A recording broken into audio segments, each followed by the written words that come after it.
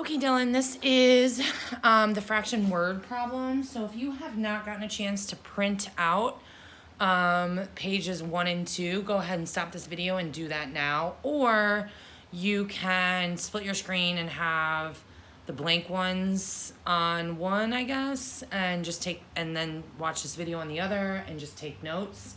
Whatever works for you, but just make sure you have something in front of you to do the work on as I go through this. So I'm gonna go through all of this page with you, and then you'll do page 2 on your own, and then we'll check your answers during our Zoom next week. So this says, number 1 says, a baker is making croissants. He has 18 pounds of dough. Each croissant is made from 1/8 pound of dough. How many croissants can he make? So you really have to figure out which one is the dividend and which one is the divisor. So what is actually being divided? So if you reread it, it says he has 18 pounds of dough, and that each croissant is made from 1/8 of a pound of dough. So you need to find out how many times can 1/8 fit into 18. So you're taking 18 and dividing it by 1/8. So how many times can 1/8 fit into 18? So what do? The dividend stays the same. Change the division sign to a multiplication sign and find the reciprocal of 1/8, which is 8, and then multiply. So 8 times 8 is 64. 8 times 1 is 8 plus 6 is 14. So you have a total of 144 croissants you can make from 18 pounds of dough. Next one, kitchen assistant is helping a chef to serve soup. He made 3 pots of soup, and the assistant is putting 1/6 cups of cream on top of the soup in each bowl. So each bowl of soup has this tiny bit of cream on top. There are 12 cups of cream. How many bowls of soup can the assistant help prepare? So we don't really need to know this. This is extra information that we don't really need to know. What we do need to know is that he has 12 cups of cream, and he's putting 1/16 in each cup, or in each bowl. So what we need to do is find out how many times can 1/16 fit into 12. So how many 1/16 cups can I get out of 12 cups of cream? So we actually take the whole number 12 and divide it by 1/16.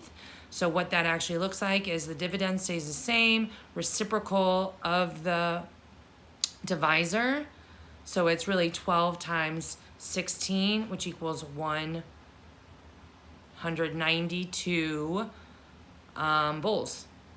So with 12 cups of cream, he can put 1/16 of a cup of cream on 192 bowls. According to the food label on the box cookies, each box has 16 servings, and each serving contains 4 cookies. The weight of the box of cookies is 1/2 kilograms. What is the weight of each cookie? All right, so this is a little confusing. What you're gonna need to do is figure out what the dividend is. It looks like we have 3 numbers here, and we're actually gonna need to use all 3 numbers. So if the weight of the box of cookies is 1/2 a kilogram, that's what you're starting with, right? Because we wanna find out the weight of each cookie, right? So if you have this box of cookies and it weighs a certain amount, how much does each cookie weigh, right? Has 16 servings. All right, so what we're gonna do is start off with the weight of the cookie. We're gonna divide that by the amount of servings they have, 16. So to find that, we take the dividend and we keep it the same. Division sign turns into a multiplication sign, and then the reciprocal of 16 is 1/16, okay? So that means each serving weighs 32? 1/32 of a kilogram, each serving.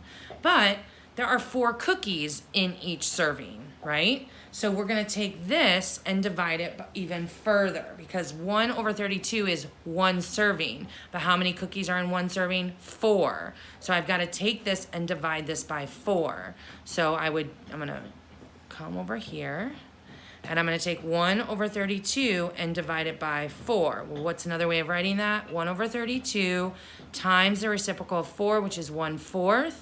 And 32 times 4 is 1 over 128.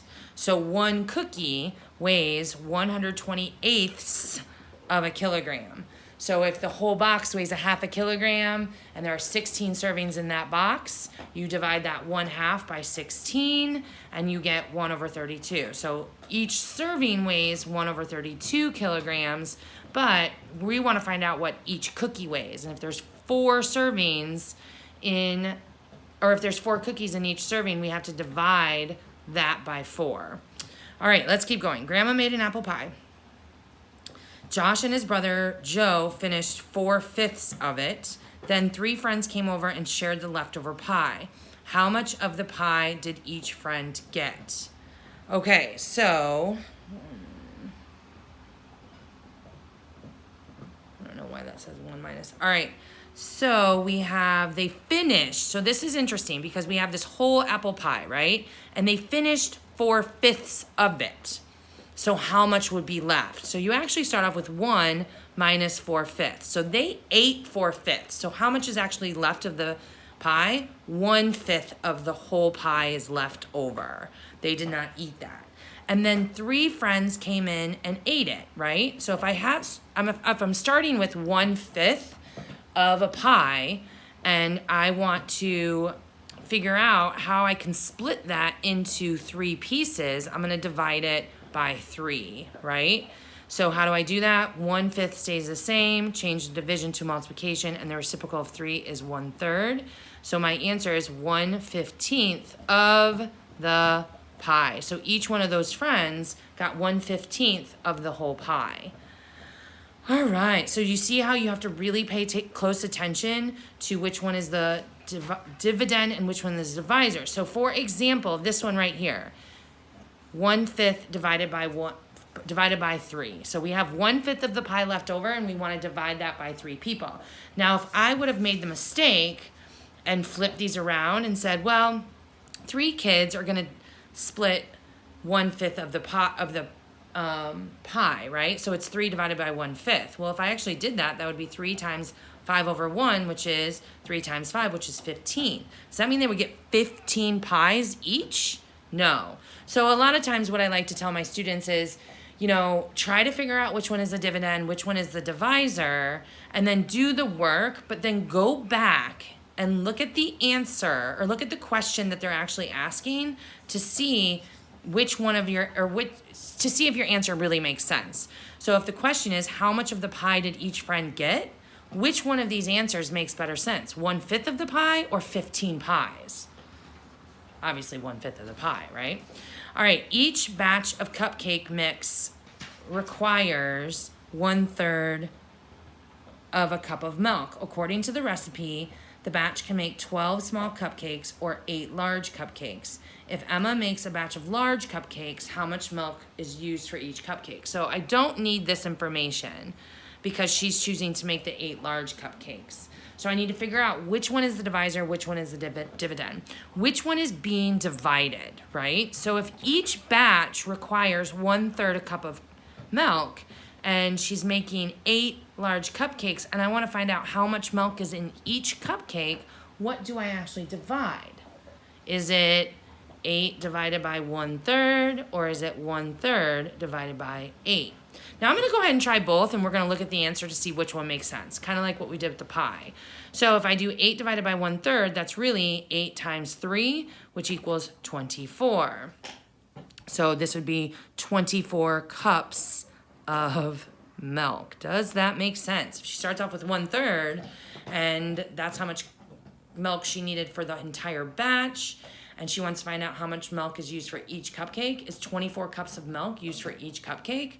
And then this one would be 1 1/3 divided by 8, so it's really 1/3 times 1/8, which is 1/24 cups of milk. So which one makes sense? I think this one does, right? If I start off with 1/3 of a cup of milk for the entire batch and I make 8 cupcakes, how much milk is in each cupcake? 1/24 of a cup. It's actually 1/3 divided by 8. I'm taking what I'm starting with and splitting up into 8. Next one. Olivia used 1/2 pound of peppers and 1/15 pound of cheese to make 3 pizzas. If she uses the same recipe to make 5 pizzas, how much cheese is needed? All right, so what we're gonna do is we don't even need to know the peppers, right? So that's just extra information trying to mess us up. We just wanna know about the cheese right here. So we have this 1/5, we have this 3, and this 5.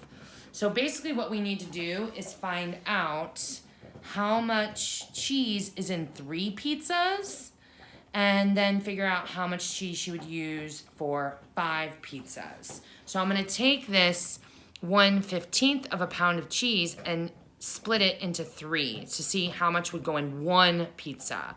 So 1/15 of a pound for 3 pizzas, so 1/15 divided by 3 equals 1/15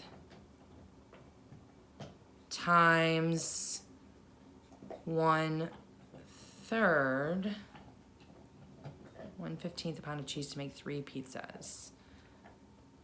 No, would it be the other way around? Let's see, let's try it. So then this is 1/45, right? So she used does that mean she's using 1/45 of a pound for 1 pizza? And then how much would I use for 5 pizzas? Then I would multiply this times 5. So 145 times 5 equals 5/45, which equals 1/9.